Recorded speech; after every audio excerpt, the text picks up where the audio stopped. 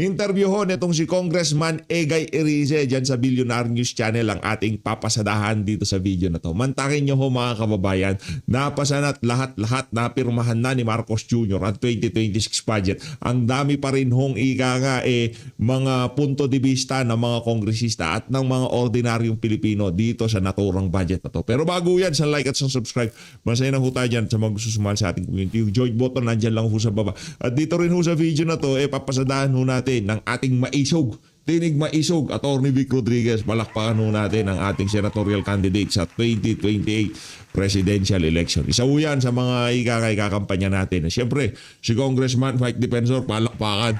O Mike, kung di mo pa napag-iisipan na ba, wala ka na magagawa.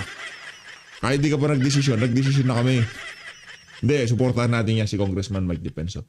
Talagang kumbaga, nakikita nating magiging mahusay na leader sa Senado. Kasi mantakin nyo mga kababayan, wala siyang pwesto ngayon pero tuloy-tuloy pa rin ho ang kanyang pakikibaka.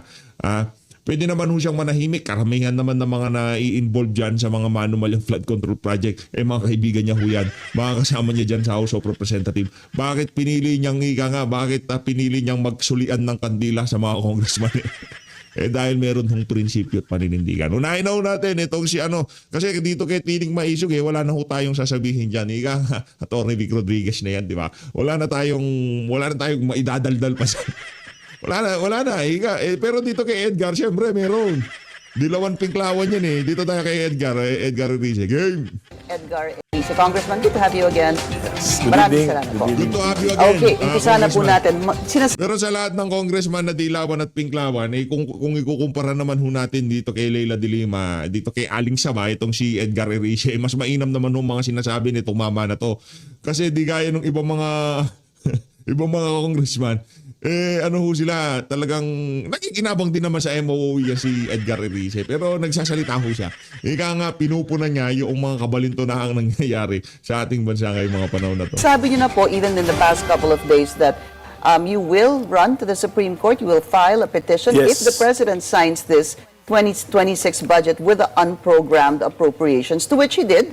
He vetoed a big chunk. 92.5 billion pesos, maybe about 7 to 9 items under the but the unprogrammed mas appropriation. malaki pa rin yung na-retain 151 billion, almost 151. Ang na-retain among the three that he kept, Yes. which they say, of course, is one of the lowest since 2019. Yes, Okay. since 2019. Since 2019. So, Congressman, when are you going to file this petition? Tomorrow, 10:30 a.m. Bayos. together with my co-petitioner, represent. Sang-ayon ba tayo dyan sa petition na yan? Sang-ayon tayo 10,000%. Lahat ng makakatulong para maitigil na yung program appropriation na yan, kailangan talaga matapos na yung kabalbalan na yan. Kasi alam niyo mga kababayan, kung saan ang trustworthy lamang itong mga panahon ngayon, yung namumuno sa ating bansa. Magkaroon ng program appropriation kung talagang sincero yung kanilang naisip na kung sakali magtitipid talaga tayo. Magtitipid tayo. Ngayon, kung kaya nating hatiin yung utang natin, yung matitipid natin, ipatatapal natin sa utang. At kung merong susobra talaga, gagawin natin yan. Gagawin natin yung mga yung mga unprogrammed appropriation. Wala problema Kaso mga siraulo, mga nasa pamahalaan ngayong mga panahon na to, sobrang napakasiraulo. Wala ho silang inisip kung paano kikita ang kanilang pamilya. Di ba, Congressman Egay Erice? Yang mga unprogrammed appropriation na yan talaga ang numero uno. Actually, hindi na ho ngayon, farm to pocket loan na ho ang pinag-uusapan natin ngayon. Kaya abangan nyo ho mga kababayan, ang pag-uusapan natin sa papalapit na, mga 10 months to go na lang. 10 months to go, pag-uusapan na natin yung farm to pocket road. Di ba? Sigurado, sa December 2026, meron hong skandalo itong 2026 budget na to. Ngayon pa lang, kinakalampag na natin, alarma na, di ba? Ngayon pa lang pinapanulong natin ang alarma na meron talagang anomalyang mangyayari dito sa 2026 budget. Ngayon, kung ayaw nyo maniwala, nasa sa inyo na ho yan. Pero karamihan naman kasama natin dito sa PH Update. Yung mga nakasubscribe dito, alam ho nila, sigurado. Nasa dugunan nitong si Marcos Jr. ang pagiging magnanakaw. Kaya ano nga asahan natin sa kanya dito sa 2026 budget? Natural, magnanakaw pa rin. Representative Leila de Lima. And your argument would be Kasama what? si Dilima. Well, it Maayos, violated several sections of the 1987 Constitution, particularly Section 7. Article 7, Section 22, which requires that the President's proposed budget should have a basis in the general appropriation. Kailangan may budget of expenditures and sources of financing. Kaya ang Nako. tawag dyan yung NEP, ang tawag dyan ang other name po dyan is BESF, Budget of Expenditures and Source of Financing. Source of So financing. yung GAA, it's not only budget, kundi dapat kasama doon na maliwanag yung definite source of pagkukunan. financing. Okay. Let's talk about your first defense first. Let's put that up on the screen. Article 7, Section 22 of the 1987 Constitution. I'm just going to read that. The President shall submit to Congress within 30 days from the opening of every regular session as the basis of the General Appropriations Bill, a budget of expenditure and sources of financing, including receipts from existing and proposed revenue measures. I guess the questionable phrase here, or the one that you will be using, is a budget of expenditures and source of financing. Yung program funds may source of financing, may budget of expenditures. Yung unprogrammed funds may budget of expenditures pero walang source of financing. Okay. The source of funding, ang sabi po nila, will be derived from possible savings. Let me just quote DBM Secretary Toledo. Ang sabi niya dito, mahalagang linawin na hindi mali ang UA or Unprogrammed Appropriations. Ang UA ay standby authority lamang na maaari lang gamitin kapag may malinaw at legal na kondisyong natupad gaya ng pagkakaroon ng extra revenues o loan at pagsunod sa mahigpit na patakaran at validation. How does that sound to you? Well, section ito naman yung section 29, section 25, the article 6, which prohibits riders in the General Appropriations Act. Yung General Appropriations Act, maliwanag yan, 6.79 trillion. This is over 679 trillion. Walang source of financing. So, ibig sabihin, rider lang to.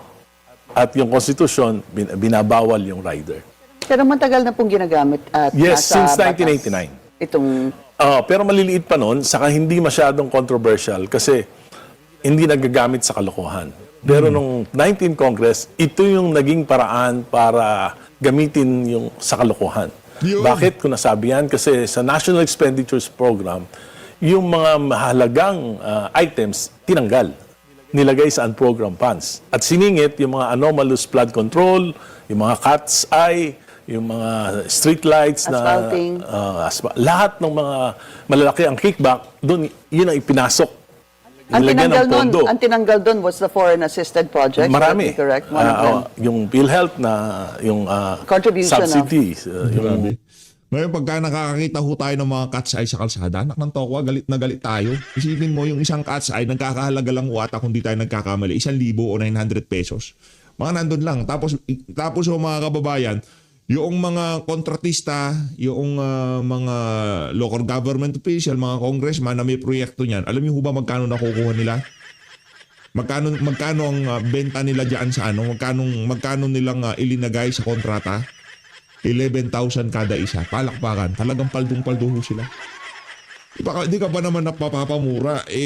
Meron ng sandamukal na street light dyan sa gilid. Di ba? Tapos meron pang, kita mo na daan meron ka pang hang ilaw Tapos meron pa mga, wala nang problema sa cat's eye. Di ba? Wala nang problema. Pero yung mga ilaw lang sa kalsada, kaya na yan Maliwanag na yan Pero lalagyan pa rin nila na cat's eye. Ika nga, doble-doble ang kita. Meron na silang kita doon sa mga poste sa kalsada. Yung mga light posts. Meron pa silang kita doon sa mga cat's eye. Di ba? Ang bihira. Hindi na ho nila. Imbis na yung pera ay magamit sa kapakanan ng ating mga kababayan, talagang makapaghatid ng tunay na progresyo, pagbabago, o o ika nga tulong sa ating mga kababayan, itinapon ho nila yung tagi 11,000 pesos na galing sa buwis na sambayan ng Pilipino sa kalsada. Tapos after few months, few weeks, pundido na ho yung mga yan. Kasi merong wear and tear yan di ba? Yung dinadaan-daanan niya ng hindi ko yan kagaya ng mga ilaw sa daan. Pag nasira yan, palitan mo lang ang bumbilya. Kasi yung disposable, yung itapon mo kay congressman. Pakain mo sa kontraktor. Di ba? Wala na. Di ba, Congressman Egay? Pati nga PDIC, pinakialaman di ba? So, yung, for example, in 2024, some 200 plus billion were replaced from the NEP, nilagay sa unprogrammed funds. Ito yung ating equity counterpart dun sa mga foreign assisted projects. At nung 2025, some 157 billion. So, ang total niyan, if I'm not mistaken, 399 billion in 2 years. So, nasayang yan. Bakit? Nalagay lang yan sa mga flood control na The controversial flood control projects that we are those substandards, mga substandard projects. So, yun nangyari. Pero, double whammy. Bakit? Because? Nilagay natin sa unprogrammed funds, yan yung mga foreign assisted na counterpart. So, nung nailagay na yan sa foreign assisted, hindi nagamit. Hindi na-release yung pondo na yung loan. Bakit? Kasi kailangan may counterpart na pondo. So, anong nangyari? Yung subway na lang natin, 2 project na lang, ibabanggitin ko. Yung subway, Metro Subway, dapat yan matatapos ng 2028. Dapat nakasakay na tayo sa subway, para na tayong Hong Kong sa 2028. Ngayon, 2032 na matatapos dahil na-delay, dahil dyan sa ginawa na yan. Yung PNR Elevated Rail na dapat matatapos ng 2029, na-delay din to 2032. Pero Kasi nga project ni Digong. Kasi nga naumpisan sa panahon ni Digong. Hindi pwedeng tapusin ngayon dahil nga hindi lalong ma-emphasize ang husay ni Digong. Hindi naman ho tayo ganoon di ba? Kahit na nagawa yan nung panahon ni Digong, kung yan diniretso nitong si Marcos Jr., bibigyan din natin siya ng kredito, di ba? Hindi naman matatapos yan kung hindi kayo bangag, di ba? Kahit na bangag-bangag yan, talagang kahit pa paano, talagang nagtrabaho siya. Di ba merong ganong impact Ngayon, pagdating ng eleksyon, kahit pa paano, sasabihin ng mga kababayan natin, yung ibang mga Pilipino, gullible, tignan nyo na yan. Panahon ng bangag natapos. Salamat bangag. Di ba ganun? Merong ganong klaseng impact sa kanilang kampanya. Baka talagang wala na silang balak na pumasok pa sa politika. Kaya puro kaururan na lang ginawa nila dyan sa Malacanang. Pero ang pinakamasakit doon, dahil sa delay na yan, mag-i-increase yung cost. Yan. From 1.3 trillion yung 2 project na yan. 1.3 trillion in total of our counterpart. No, yung project, yung subway and PNR railway, ang total niyan mga 1.3 trillion.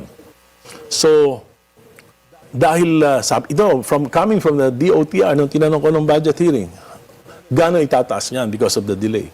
Because of commitment penalties, saka yung increase in prices of labor and materials, madadagdagan ng 20%. So, 20% of 1.3 billion is about 260 billion pesos. Right. Additional expenses.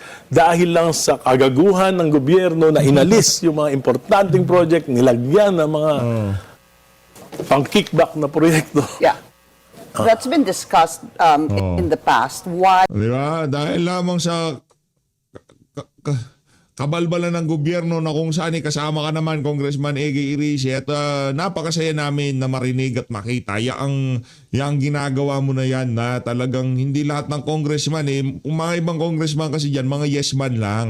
Kung anong sasabihin ng pamunuan, yun lang gagawin nila. Basta meron silang monthly meron silang MOOE monthly. Solve na yung mga yan. Pero itong si Congressman Egay Rizze, approve yung mga kabalbalan mo na yan, Congressman Egay. Foreign assisted or our counterpart doon sa infrastructure with other countries, tinanggal. Kasi yun ay parang isa sa mga, yung tinatawag And we for reach flagship. with our commitment to foreign funders. Okay, but in this particular unprogrammed appropriations, there is a portion here that the President kept. Itong support to foreign assisted projects. Yes, pero ang 97 billion. justification nila ngayon, hindi pa naman daw final yung meron daw mga documents na hindi na i-submit. So kaya hindi pa naman daw kaya sa program lang. Pag na-submit na saka na lang popondohan. Pero sabi ko nga, tatlo lang naman yung panggagalingan ng pondo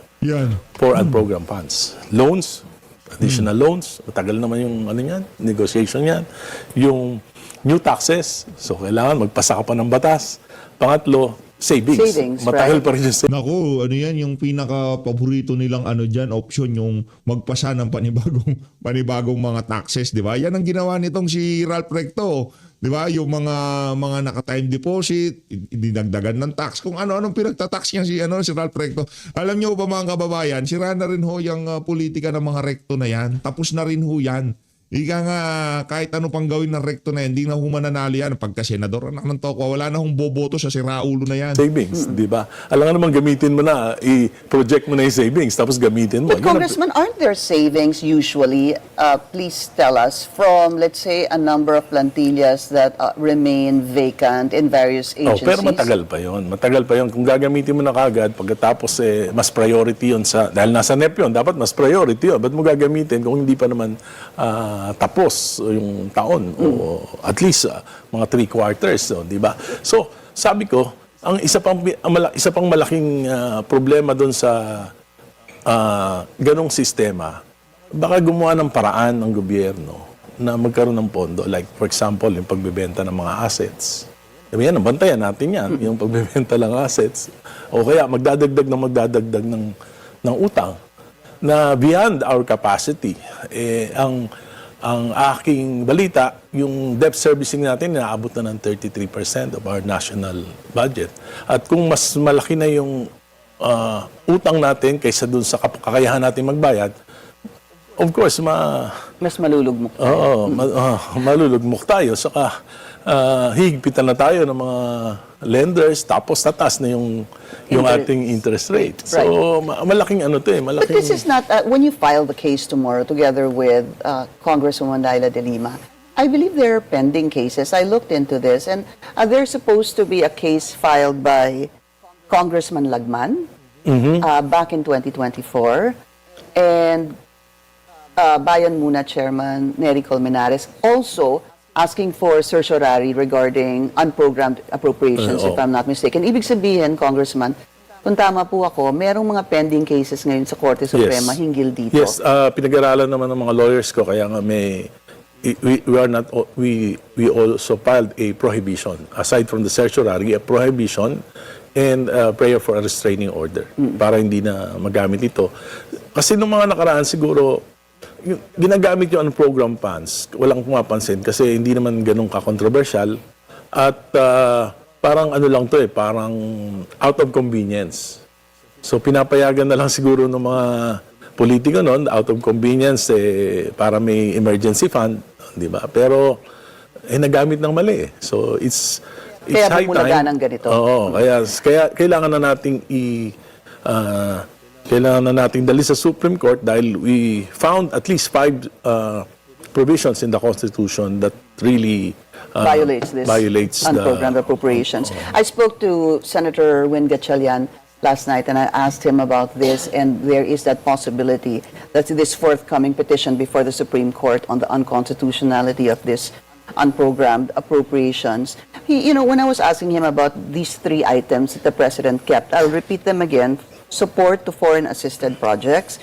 Yung pangalawa po is program on risk management, and the third is revised AFP modernization program.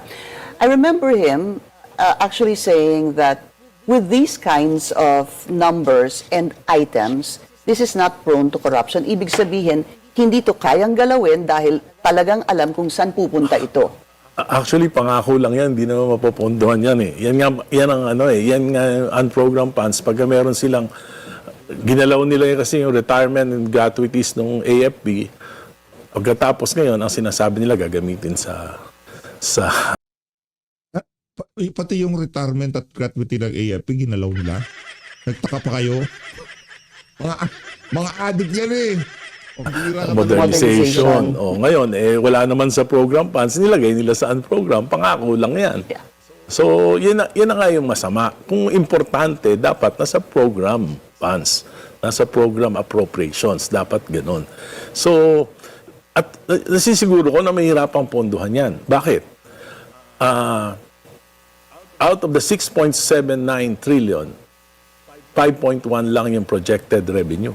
Say that again, sir. 5.1 Okay. yung projected revenue ng gobyerno.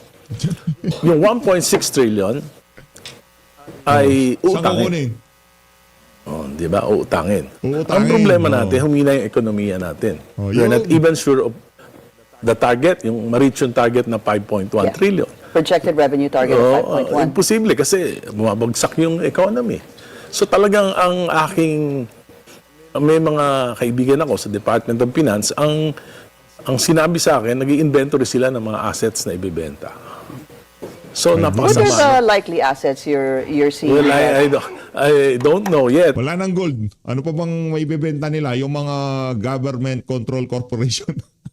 Ano pa pwede nilang ibenta? Ibenta nila yung mga... Ba't di na lang kaya ibenta yung mga pulburon dyan sa Malacanang? Malaking pera yun. Yun na lang ibenta nila. Magtulak na lang din sila.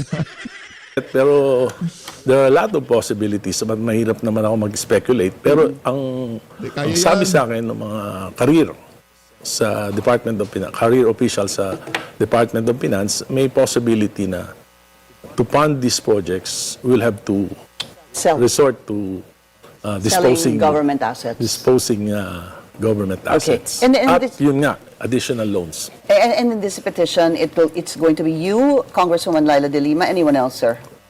Wala na, kaming dalawa lang. Okay. Do you feel that at some point or in the very near future there will be, because a decision by the Supreme Court. In the Supreme Court decision, there's a separate opinion by Justice Hernando Yeah. Yeah.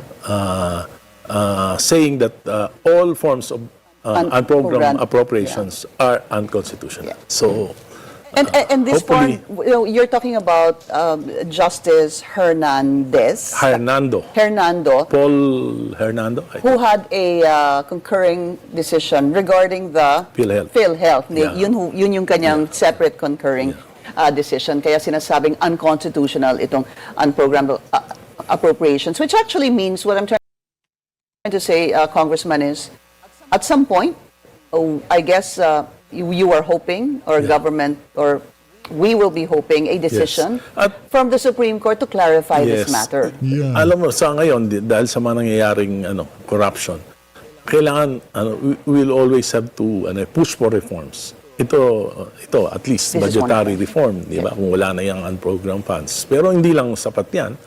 Kailangan yung mga political reforms. We'll be taking a very short break. We'll continue our discussion. As House Senior Deputy Minority Leader Congressman Edgar Erice, sabi mo nga, this is just one part, itong unprogrammed appropriations. There are other items that need to be looked into. I just want to quickly talk about the anti-political dynasty. Of course, it is in the 1987 Constitution that Yes. Congress is mandated to pass an enabling law to prohibit political dynasties. In short, yun po ang ibig talaga sabihin nun. I remember you were saying that you wanted to file a petition Yes. before the Supreme Court to compel Congress to pass an enabling law. Yes. Have you done this? Maybe in 2 weeks' time, Okay. I'll file a petition to push for the reform, petition to compel Congress to comply with Article 2, Section 26 of the Constitution pertaining the anti-political dynasty provision. So, naniniwala ako na hindi option ng Congress yung pagpapasa nito, kundi ito ay duty, obligation. At kung hindi namin ipapasa to, it's tantamount to agree, that we are committing a grave abuse of discretion. So kaya pwedeng pumasok ang Korte Can Suprema. anyone actually file a case against you legislators for grave abuse of discretion for Well, not at least yung passing an enabling law on the anti-political tapos dereliction of dynasty? duty. Exactly, sir. At least kung for example, yung COMELEC ilang beses na nagkaroon ng desisyon ng Supreme Court that they committed a grave abuse of discretion. Diba? So at least natututo yung COMELEC. Sabi nga ni Chairman Garcia during one of our hearing, tinatanong ko, anong gagawin nyo dyan sa mga grave abuse of discretion nyo? Natututo kami dito. So baka matuto naman o mahiya. Kung meron pang hiya. Meron pa ho ba? Ngayon? Well, there are about 20, if I'm not mistaken, bills currently filed in the 20th Congress. Yung the last time that I saw is about 17. 17 ang nag-file. Pero yung iba po ay hindi very happy doon sa ilang bills filed by, in particular, the Speaker, Bogie D, Yes, and and- House Majority Leader Sandro Yes, Marcos. yes. Dahil how they describe their anti-political dynasty It's a hoax. bill measures, actually they call it legitimizing political It's a hoax. dynasties. It's not a anti-political but a pro-political dynasty bill. Okay, but there are others, of course, na hanggang fourth degree of consanguinity ay pinagbabawal and even succession. Yes, Hindi mo ba? napag-usapan na yan in 2015 I was able to hurdle the Committee on Suffrage and Electoral Reforms. Nakapasa yung aking bill. Okay. First time in the history after ilang years noon, So pumasa sa akin kasi ang aking ginawa, instead of one, ginawa kong two. One national and one local. Dalawang different types of anti-political dynasty. No. Two per family. One local and national. Allowing two per family. One I national. see. Ang sinabi ko, kasi national iba yung constituency, yung local iba yung constituency. Pangalawa, second degree of Okay. consanguinity. Two per Bakit? family and until second degree of consanguinity. yung Ano mo ba ang second household. degree of... Yung household mo. Yung first family, parang First gano'n. family Okay. mo.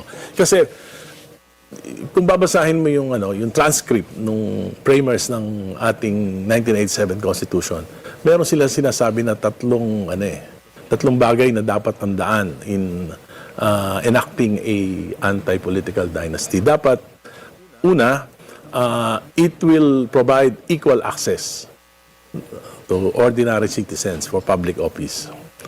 Pangalawa, it will prevent the monopoly of power. So kung masyadong marami, di monopolize. Kung dalawa lang, hindi pa naman. At pangatlo, kailangan hindi arbitrary. Ano ibig sabihin ang arbitrary? For example, pinsan mo, hindi mo naman talagang direct family, babawalan mo. So, yun. Kaya, yung aking panukalang batas na yan, nakapasa na yan Sa Committee on Suffrage. sa Committee on And then? Suffrage. Tapos nag-plenary debates, nakapag-debate ako ng once, tapos na-archive na. Did you really think it was going to make it back then? Noon kasi panahon ni President Pinoy, so medyo may suporta, pero tingin ko nag-give in din siya sa mga political clans eh. So, But do you think this time around, even after the President asked Congress to prioritize this anti-political dynasty bill, that it will actually come to light? alam mo, tingin ko kailangan ni Presidente ito para patunayan na sincero siya sa reforms at hindi dahil minamanage na lang itong kontrobersya sa flood control. Okay. But pag ito po ay magpapakita na seryoso siya, is that enough para po sa mga mambabatas na lahat po, senators and congressmen, to actually really pass an anti-political dynasty bill? Majority are his allies. We have the strongest presidential system in the world. So, Pero hindi ho ba mangingibabaw din ng self-interest at some point?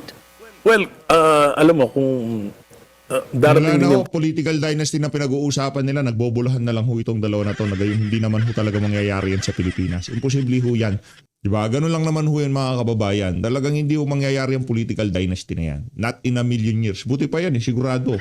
Di kagaya nung sinabi nitong si Bangag na hindi makakapasok ang ICI. Yung hindi magmamaterialize siyang political dynasty, kabalbalan ho yan. Rekta na ho tayo dito kay Maisog, Tinig Maisog, Atty. Vic Rodriguez. Talagang pamagat pa lang ho, talagang malupit na. It's BBM, stupid.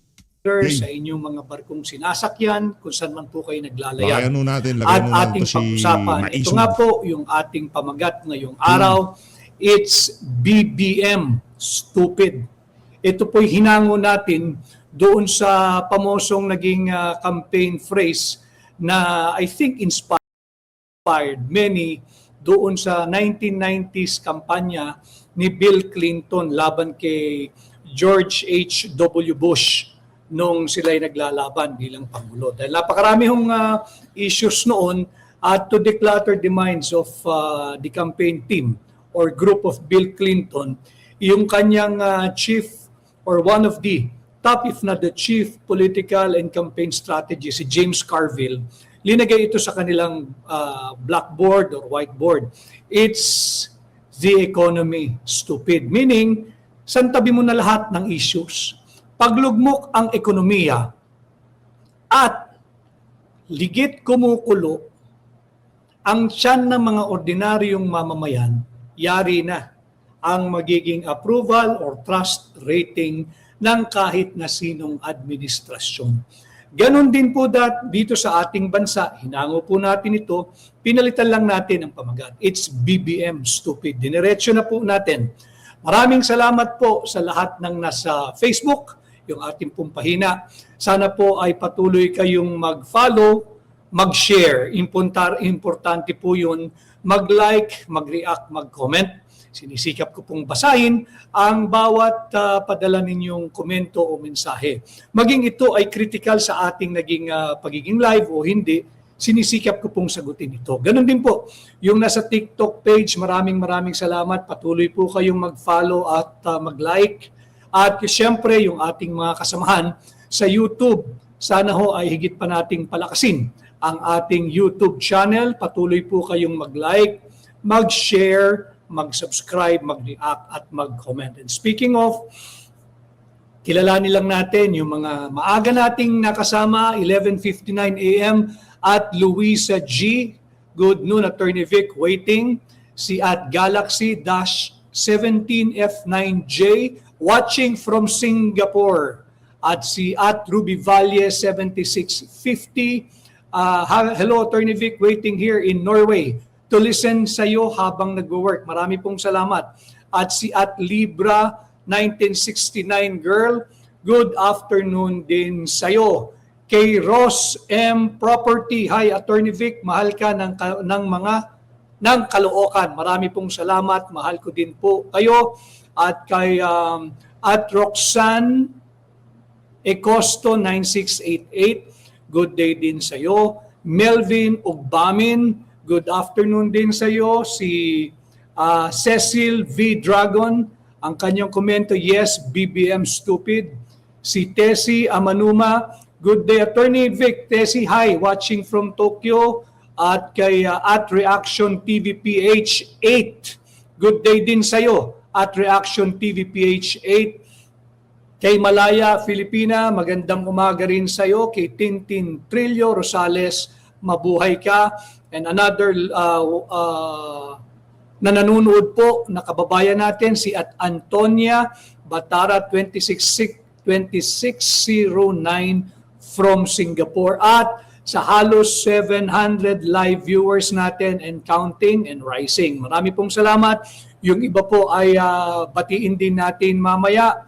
At kay at Duterte Pinay Loyal, mabuhay po kayo, aming maisog Senator Attorney Vic Rodriguez, solid supporter from Beijing, China.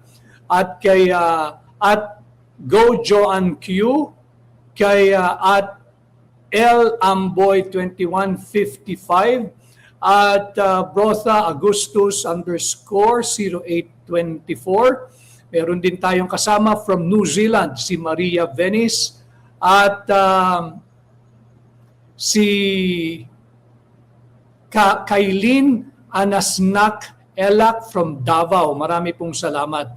Mahalaga po kasing nababasa at na-acknowledge ko po kayo sapagkat kagaya po ng aking sinabi, ang programang ito ay programa po ng bawat ordinaryong Pilipino na ang pakiramdam ay walang tinig o di kaya may tinig po tayong lahat, subalit sadyang manhid, bulag, pipi at bingi ang mga naglilingkod ngayon sa kasalukuyang administrasyon. Ang atin pong pamagat, it's BBM stupid. Ito po ay reaksyon at ating himayin yung mga patuloy na issues ng ating bansa, ng ating lipunan. This is in reaction to the latest na naging resulta po ng Publicus Asia Survey. Lumabas po ito, sundan ninyo, magaling pong magsulat ito si Rob Rances. Sundan po nyo yung kanya mga articles, contribution, and write-ups. Magaling po si Rob Rances. Hi Rob! Gamitin ko yung larawan po na nasa kanyang Facebook posting. Ito po yan. Yung negative 27. Base po ito naman sa Publicus Asia. Ano, Publicus Asia, negative 27. And I invite pati po yung mga nabubuhay po sa bayad sa kanila bilang troll. Ito yung ating pag-usapan. Huwag ninyong i-sidestep. Huwag po ninyong iwasan sapagkat dito masusubok talaga kung anong piga pa ang pwedeng gawin sa inyo ng inyong mga patron dyan sa Marcos Jr. Administration. Milyon-milyon, baka ho bilyong piso na ang ginagastos ng Marcos Jr. Administration sa kanilang propaganda, sa kanilang mga trolls, sa kanilang mga quote-unquote PR. And these people, itong mga trolls, na ang IQ po, patawad, ganito po talaga sa tinig maisog eh. Ang IQ po nung mga nag-handle ng trolls, ng communications, ng comms, ng propaganda, ng PR ni Bongbong Marcos ay below sea level. Mas mababa pa po sa kanyang net rating na nakuha base po sa Publicus Asia na net 27. Bakit? Nagpapakasasa na po sila sa pera nating mga Pilipino. Binabayaran sila, isinangla at ibinenta na po nila yung kanilang kaluluwa sa corrupt na administrasyong ito. And yet, this is the best that they can give their patron, si BBM. Why? Wala po siguro talagang panama. Ang memorya nating lahat, ang facts, ang katotohanan, laban sa kung anumang propaganda.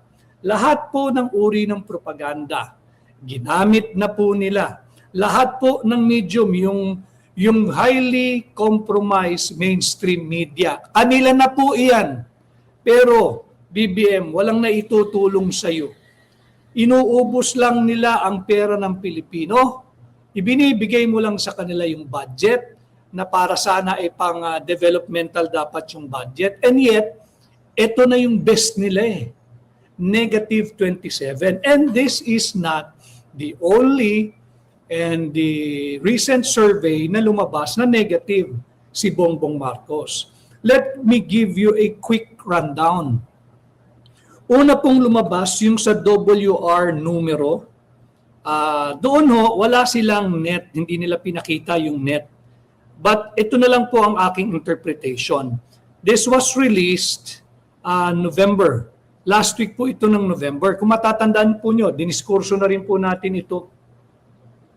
Itong unang lumabas na nagpapakita. Wala po itong net rating ha. Parang I took this to mean na kanya-kanyang interpretation. Pero dito kasi, ang sumagot sa kanya na mahusay ay positive 21. Tapos ang sumagot na hindi mahusay ay negative 47. So, gakunin mo yung net, di ba? Yung 47 at 21, matitiran po siya ng negative 26. As early as November, negative na po si BBM. Nagpatuloy po ito at lumabas yung survey ng SWS, negative 3. Okay? When he was confronted, ang sabi niya, hindi naman reliable kung isang survey lang. Kinakailangan multiple so we can have an intelligent reply or intelligent messaging kung talagang negative pa raw siya. Hindi po nakontento sa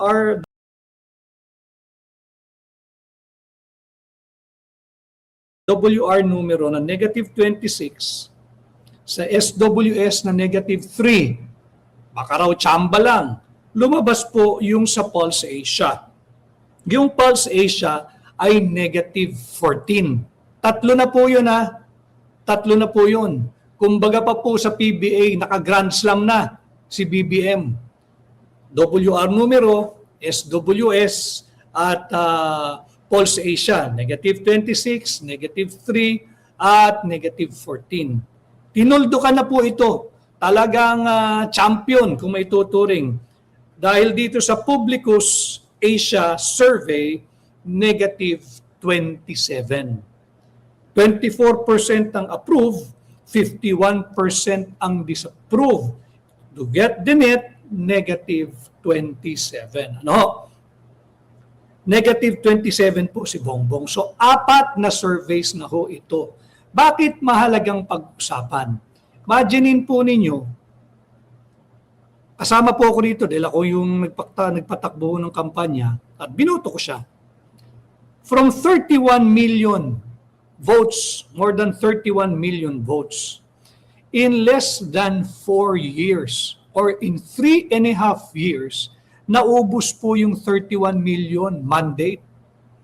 Nangyari pong natira ay negative 27. Now, syempre, yung mga linta na sumisipsip ng dugo ng administrasyon, hinihigop yung pera, they must justify why the pay should continue.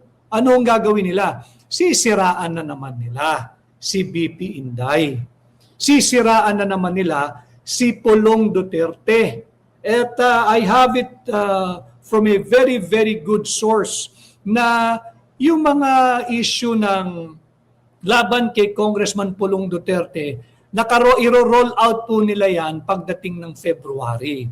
Alam ninyo, BBM, yung mga bata mo, again, their IQ and their EQ mas mababa sa survey mo. Below sea level. Ganun kalalim. Hindi na umuubra. Hindi na umuubra and it's not doing you any better. At maganda rin, and I encourage the present administration, kinakailangan panatilihin ninyo sa pwesto yung babaeng lukarit diyan sa Malacanang. Wag na wag ninyong papalitan. Parang awa nyo na. Wag ninyong papalitan. Itong negative survey ni Bongbong, pagpasalamat kayo sa kanya. Pero she is doing a fine job. Keep her. Do not remove her. Do not reassign her. Do not kick her upstairs and give her a different position as a press briefer or a press reader. Wag. Gustong-gusto po ng mamamayang Pilipino na nandyan yan, yung Aling Lucaret sa palasyo. Keep her. Same profile, same position, pakiusap po. Wag nyo siyang gagalawin. Palitan nyo na lahat, wag lang yan. Now, bakit po natin hinango yung titulong It's the Economy Stupid at ginawa nating It's BBM Stupid? Because even yung trial balloon na magkakaroon ng massive revamp sa kabinete, ng massive reorganization, ng mga bagong appointment, may tatanggalin, may aalis, it's BBM stupid. Kahit sino pang tanggalin nyo dyan, hanggat si Bongbong Marcos ang presidente, higit pang bababa ang approval at trust rating ng mga Pilipino. Bakit? 4 na surveys na po ito. Because the issues are simple. They were the issues then, they are still the issues now, and they will still remain to be the issue that Bongbong Marcos himself must confront and explain truthfully to the Filipino people. Ano po yan? Issue po ng massive corruption. Issue po ng looting of public funds. Issue po ng drug addiction. Itong 3 isyong ito, nakaangkla na po rito sa administrasyon ni BBM. At itong tatlong malalaking higanting issues na ito, hindi po ito mawawala hanggat hindi sinasagot ng buong katapatan. Hindi yung ngisi, hindi yung standard na pag wala nang nasagot, tatawa, hindi na po obra eh. Malinaw na ang naging hatol at pasya ng mamamayang Pilipino. Talaga pong negative eh. Negative. Issue po ng massive corruption, looting of public funds, at yung drug addiction. It's BBM stupid. Wala pong cure dyan. No amount of a propaganda offensive, no amount of PR stunt, no amount of massive effort to discredit Vice President Inday will be able to help BBM shore up his negative ratings. Whether trusts or approval or performance rating, wala. Meron din Akala siguro ng mga kasama natin nawala na tayo. Pinakikinggan ho natin ang ating ma-issue. Ibang klase ho talagang bumalagbag tong si Atty. Vic.